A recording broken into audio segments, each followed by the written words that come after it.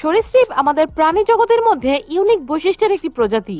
যদিও সরীসৃপ প্রজাতির প্রাণীগুলোর মধ্যে বেশিরভাগ প্রাণী অনেক ভয়ানক হয়ে থাকে, কিন্তু আমরা আজকের ভিডিওতে তাদের ভয়ানক রূপ না দেখে তাদের এমন কিছু বৈশিষ্ট্য দেখব যা আপনি এর আগে কখনো দেখেননি। কারণ আজকের এপিসোডে আমরা দেখতে চলেছি পৃথিবীতে থাকা সরীসৃপ প্রজাতির এমন কিছু প্রাণীর অবিশ্বাস্য বৈশিষ্ট্য এবং সিক্রেট যা দেখলে আপনি আপনার নিজের চোখকেও বিশ্বাস করতে পারবেন না, আপনার হৃদস্পন্দন বেড়ে যাবে। তো চলুন দেখে আসি। যারা আজ প্রথমবার আমাদের ভিডিও দেখছেন, আমাদের চ্যানেলটি সাবস্ক্রাইব করে পাশে থাকা বেল বাটন ক্লিক করে অলে সেট করে দিন। আপনাদের একটি সাবস্ক্রাইব আমাকে আরো ভালো কাজের উৎসাহ যোগায়। Red king cobra. আপনারা হয়তো বিভিন্ন রঙের কিং কোবরা দেখে থাকবেন, কিন্তু কখনো কি লাল রঙের কিং কোবরা দেখেছেন? যদি না দেখে থাকেন তবে চলুন দেখে নেই। এগুলোকে রং করা হয়নি, বরং এরা জন্মগতভাবেই লাল রঙের হয়ে থাকে। এটির গায়ের রং যেমন অন্যান্য কিং কোবরা থেকে আলাদা, তেমনি এটি অন্যান্য প্রজাতির কিং কোবরার থেকে বিষাক্ত। এই প্রজাতির কিং কোবরার আক্রমণে মানুষ খুবই অল্প সময়ে মারা যায়। তবে এগুলোকে যদি চলার পথে বাধা না দেওয়া হয়, তাহলে সে কোনো মানুষকে আক্রমণ করে না। যদি সে চলার পথে একবার বাধাপ্রাপ্ত হয়, তাহলে সে খুব দ্রুত বেগে হামলে পড়ে। আর এগুলো একবারে এত বিষ নির্গত করে যে 20 জন মানুষ নিমিষেই মারা যাবে, এমনকি একটি পূর্ণবয়স্ক হাতিও। কারণ এই প্রজাতির কিং কোবরার বিষে পুরো শরীর প্যারালাইজড হয়ে যাবে, সেই সাথে কার্ডিয়াক অ্যাটাকের মাধ্যমে মানুষের মৃত্যু ঘটে। রোডি আইল্যান্ড স্ন্যাকনেক টার্টেল। ভালো করে এই কচ্ছপটির দিকে একটু লক্ষ্য করুন। দেখুন, এটির মাথার কোনো অংশ সাপের চাইতে কম নয়। আর এই কচ্ছপগুলো অস্ট্রেলিয়া, নিউগিনি এবং ইন্দোনেশিয়াতে পাওয়া যায়, এবং সেটিও অনেক দুর্লভ। 1891 সালে জিওলজিস্ট আলভারেঙ্গা প্রথমবার এই প্রজাতির কচ্ছপ খুঁজে পেয়েছিলেন। তারপর থেকে এই কচ্ছপগুলোর উপর রিসার্চ করে জানা যায় এগুলো ডাইনোসরের বিলুপ্তির পূর্ব থেকেই পৃথিবীতে বসবাস করে আসছে। এখন নিশ্চয়ই বুঝতে পারছেন যে এই প্রজাতির কচ্ছপগুলো কতদিনের পুরনো। এতটা পুরনো হওয়ার কারণে অনেকেই এই প্রজাতির কচ্ছপকে লাকি মনে করেন। তাই অনেক মানুষ কোটি টাকারও বেশি মূল্য দিয়ে কচ্ছপ কিনে থাকে জীবন পরিবর্তন করার জন্য। Pac-Man frog. সাউথ আফ্রিকার জঙ্গলে বসবাসকারী এই প্রজাতির ব্যাঙের পেট দেখেই আপনারা হয়তোবা এতক্ষণে বুঝতে পারছেন এটির প্রধান বৈশিষ্ট্য কি হতে পারে। হ্যাঁ, ঠিকই ধরেছেন, এটির প্রধান বৈশিষ্ট্য এরা নিজেদের সামর্থ্যের বাইরে গিয়ে খাবার খেতে পারে। এটি তার চলার পথে যা পায় তাই খেতে শুরু করে।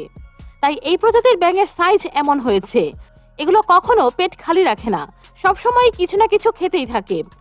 সবসময় খাবার খুঁজে বেড়ানো এই প্রজাতির ব্যাঙের জন্য এক প্রকার নেশা। যখনই কোনো কিছু খাবার দেখে, তখন এই ব্যাঙ সেই খাবারের উপরে ঝাঁপিয়ে পড়ে।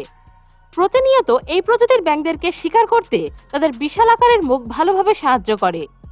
আলাদা আলাদা রঙের এই প্রজাতির ব্যাঙ যথেষ্ট ক্ষিপ্রগতির হয়ে থাকে।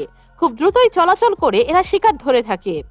এগুলোকে সাউথ আফ্রিকা ছাড়াও আর্জেন্টিনা এবং ব্রাজিলে পাওয়া যায়, যদিও এগুলো মানুষের জন্য ক্ষতিকর নয়। কিন্তু আপনি যদি এই প্রজাতির ব্যাঙকে ঘরে পুষতে চান, তবে আপনাকে অবশ্যই প্রায় সময়ই খাবার দেওয়ার জন্য প্রস্তুত থাকতে হবে। তা না হলে এগুলো কিন্তু আপনার ঘরে থাকা আসবাবপত্র ঠুকরে ঠুকরে খেতে শুরু করবে। বন্ধুরা, ভিডিওটি এনজয় করলে একটি লাইক দিয়ে দিন। Big nose turtle. আপনারা হয়তোবা বিভিন্ন রকমের কচ্ছপ দেখে থাকবেন, কিন্তু আমার মনে হয় না এমন কচ্ছপ কখনো দেখেছেন।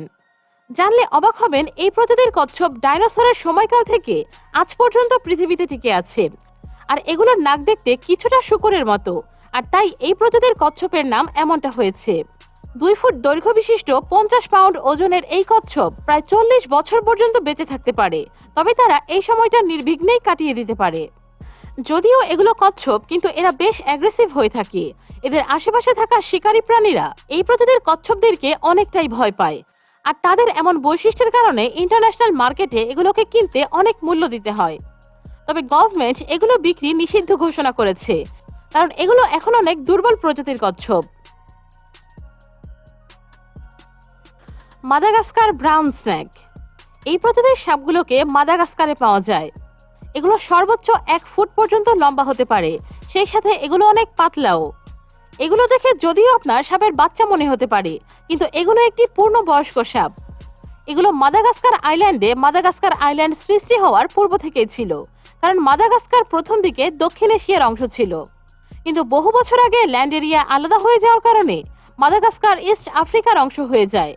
আর তাই এই প্রজাতির সাপ মাদাগাস্কারের পাশাপাশি ভারতেও পাওয়া যায়। যদিও এই প্রজাতির সাপগুলোকে ব্লাইন্ড স্নেক বলা হয়ে থাকে, কিন্তু সত্যি বলতে এগুলো পুরোপুরি অন্ধ না, এরা অল্প অল্প দেখতে পায়। এদের নাকের নিচে ঠিক সোজাসুজি অল্প কিছু অংশ জুড়ে এই প্রজাতির সাপ পরিষ্কারভাবে দেখতে পায়। আর এটাই এই প্রজাতির সাপগুলোকে অন্যান্য প্রজাতির সাপ থেকে আলাদা করেছে। বন্ধুরা, এই ভিডিওটি আপনারা বাংলাদেশ বা ভারতের কোথা থেকে দেখছেন কমেন্টে জানিয়ে দিন। সিক্রেট টোটহেড আগামা। সিক্রেট লাইফস্টাইলের জন্য এই গিরগিটি বেশ পরিচিত। এগুলোর বিভিন্ন ধরনের বৈশিষ্ট্য রয়েছে। তার মধ্যে অন্যতম একটি বৈশিষ্ট্য হলো এরা যখন বিপদের সম্মুখীন হয় তখন এভাবে মুখ খুলে মুখের আকৃতি বড় করে শিকারকে ভয় দেখিয়ে থাকে। এটি তাদের অন্যতম একটি সিক্রেট। এই গিরগিটির এমন ইউনিক মাউথ স্ট্রাকচার গিরগিটিকে সম্পূর্ণ ভিন্ন রূপ দিয়ে থাকে। এগুলো যখন মুখ খুলে তখন এটিকে দেখে খুবই ভয়ানক মনে হয়, আর তখন অন্যান্য শিকারী প্রাণী এগুলোর থেকে দূরে সরে যায়। সেই সাথে এদের ধারালো দাঁত রয়েছে, যা তাদের অনেক বড় অ্যাডভান্টেজ। এদের অন্যতম একটি বড় ক্ষমতা হলো এরা খুবই দ্রুত চলাচল করতে পারে।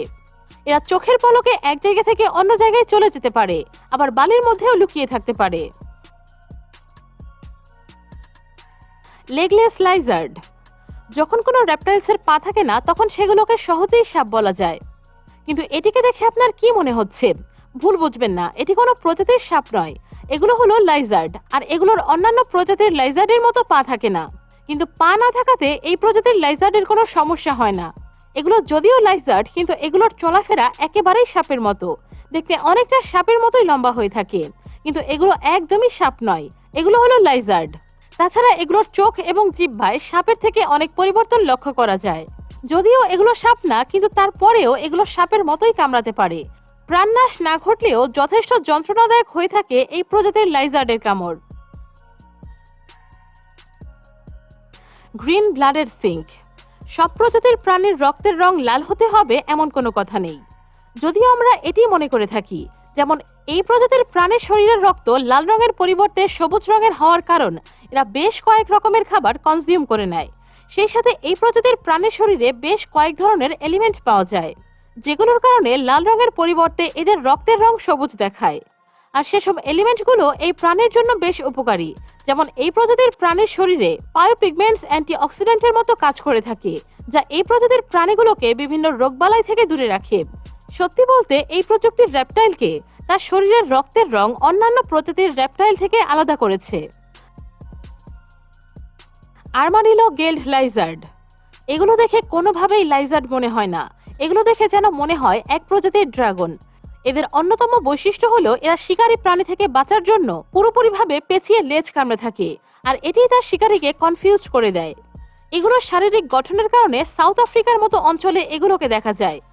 এই প্রজাতির প্রাণীগুলো যে অঞ্চলে থাকে সেখানে বিভিন্ন ধরনের শিকারী প্রাণীর আনাগোনা বেশি থাকে, কিন্তু তারপরেও এদের বিভিন্ন ধরনের অদ্ভুত বৈশিষ্ট্য থাকার কারণে এগুলো খুব সহজেই নিজেদেরকে রক্ষা করতে পারে, এবং জানলে অবাক হবেন যে এগুলো তাদের স্বজাতিদের মধ্যে নিজস্ব ভাষায় কথা বলতে পারে।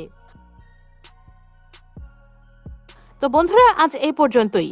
ভিডিওটি ভালো লাগলে একটি লাইক দিতে কিন্তু একদমই ভুলবেন না। আপনার মতামত কমেন্টে জানাবেন এবং চ্যানেলটি সাবস্ক্রাইব করে বেল বাটন অন করে অলে সেট করে দিন।